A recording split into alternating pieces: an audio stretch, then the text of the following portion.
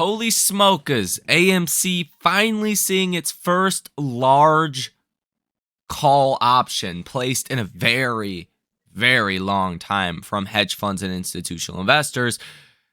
The stock is up 1.36% today. Some very interesting data taking place today on Ortex, and I want to give you guys a rundown of all of that. And now I also want to talk about CPI because CPI is strange. So let's get into it, guys. Hit that like button and subscribe to the channel. Source your comments, questions, or concerns down below in the comment section. So you're almost in deflation on the headline inflation reading.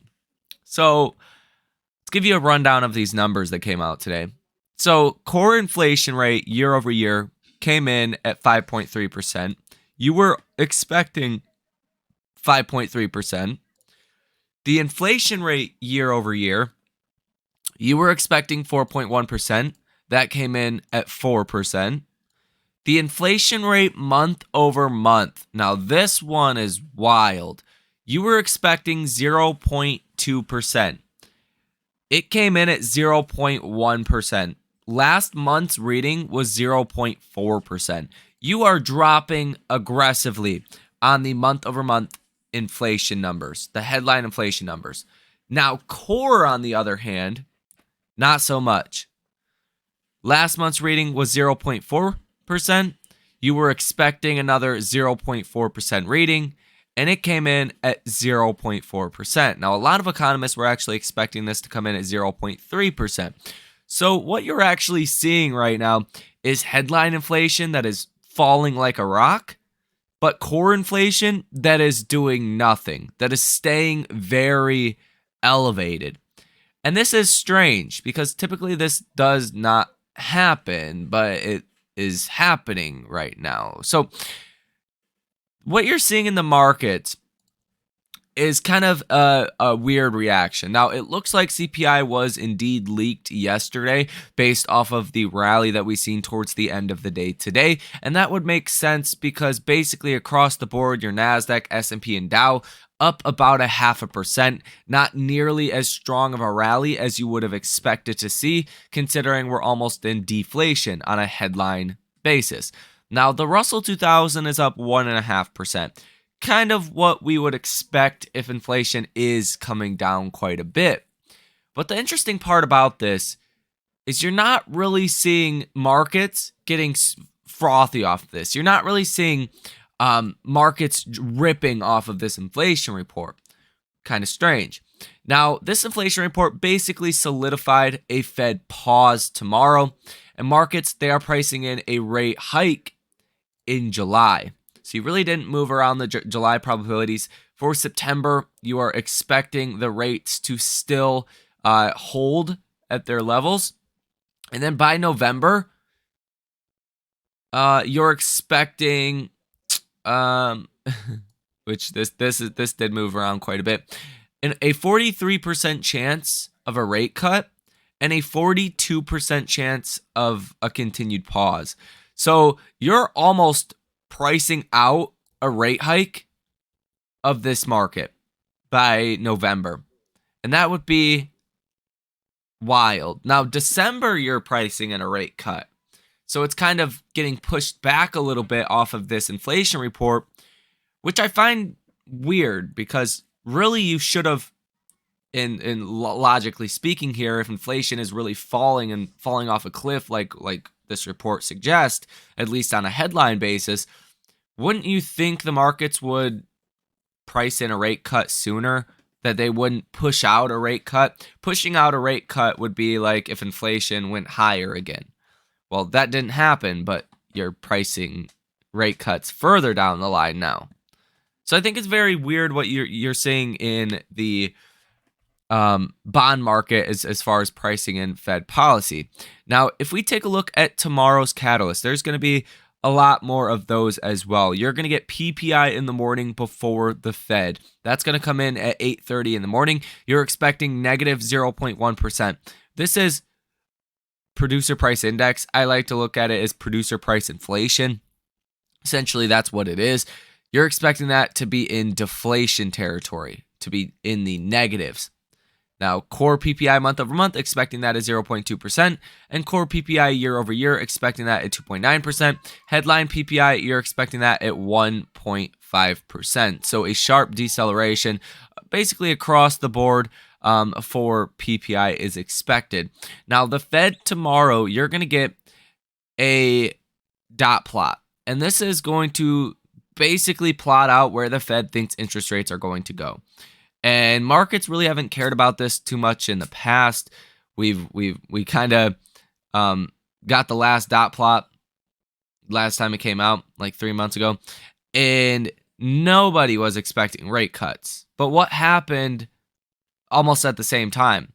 Markets started to price in 3 rate cuts. At one point, almost 4 rate cuts for 2023.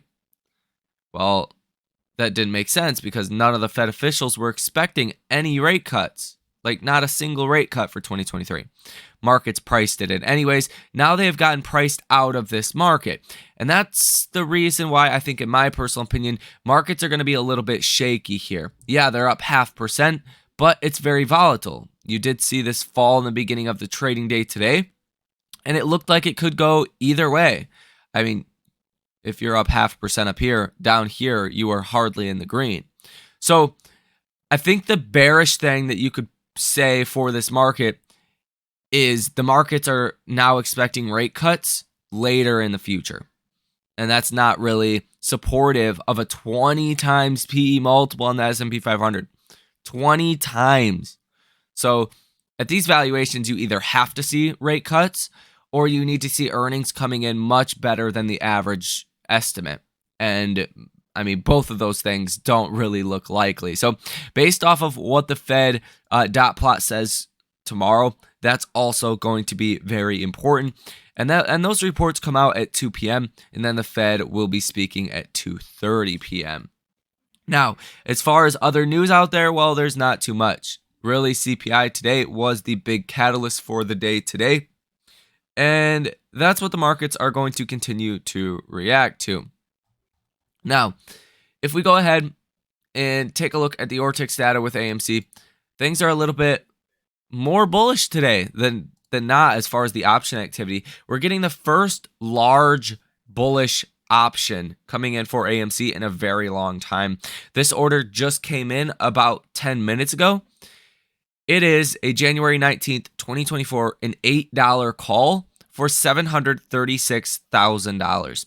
So far on the day today, you have seen one order totaling $736,000, positive order value of 100%.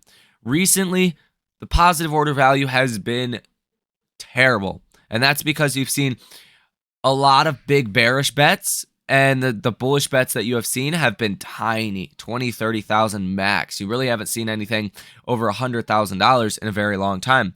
Well, today, not the case. And if you take a look at just yesterday's positive order value, that was at 9%. You've seen 11 orders yesterday worth $5.34 million with that positive order value of 9%. It was very negative. And has been very negative as far as option activity with AMC stock. Now, this is kind of interesting for a couple of reasons. One of those would obviously be that we have the upcoming court date by June 29th. And, you know, if you start to see more bullish options coming in, I think that just makes that event that much more interesting and kind of throws a curveball to everything that we have seen as of recently. And I think ultimately that's the big catalyst for AMC in general. Now, if we take a look at the overview here on Ortex, short score of 93, $575 million worth of short positions on AMC, estimated short interest of free float at 23.25%. Free float out on loan, 36.72%. Shares out on loan, 189.59 million. Days to cover, this is probably the most bullish thing, is at 8.02. Cost to borrow at 84% and 100% share utilization. Now, days to cover being at 8 is up 51% in the last 3 months. 3 months ago, days to cover was at 5.31. And if we take a look at 6 months ago, or 12 months ago, your days to cover is up 153%. it was 3 days to cover 12 months ago. This is telling you, long story short, if you haven't heard this before, then take note. It's telling you volume has been lower, that you have seen the short position in AMC actually go higher and the volume has been going lower. The both of those things happening makes days to cover go higher, and that just basically means that you if you start to get shorts covering, if you start to get a bullish reaction in the stock, that you could rally very aggressively. Now, we currently have 120 million shares of AMC that are sold short. Cost to borrow fees doing some weird things as well today. Cost to borrow average 272%. Cost to borrow max 294%. Cost to borrow minimum at 97%. Interactive brokers cost to borrow fee is 122.26% here today. So you are getting very high cost to borrow fees that are going to help squeeze shorts out of short positions. Ultimately, these cost to borrow fees make it unprofitable to be in these short positions in AMC. Now, AMC is up 1.5% today. Continuing on this bounce, it has been slow and steady. It has been volatile. It has been back and forth trading action, but you are creeping up higher. And from all the signs that I can see, the RSI at neutral, the MACD last time I checked, if we go ahead and pull that up, MACD last time I checked just went into positive territory and looking to approach that 50-day moving average at $5.06 per share. Soon after that, most likely, the 100-day moving average at $5.25 per share, and then the 200-day moving average at $5.97 per share. You're making your way up to those moving averages. If you actually can break out above those, that's going to be a very bullish thing. Now, obviously, the court date by the end of this month is going to be the biggest catalyst. On one hand, if the judge delays the settlement and does not let this reverse split go through, that's going to be bullish in the short term for getting shorts to cover on short positions. Adversely, if this settlement does go through, you might see an initial drop in AMC stock, but history would tell us that you want to buy AMC whenever AMC raises capital or dilutes shareholders, which is ass backwards with general, investing thesis. Typically, when a company is diluting shareholders, the stock does not do well. But in AMC's case, there was bigger concerns over bankruptcy in the past with AMC.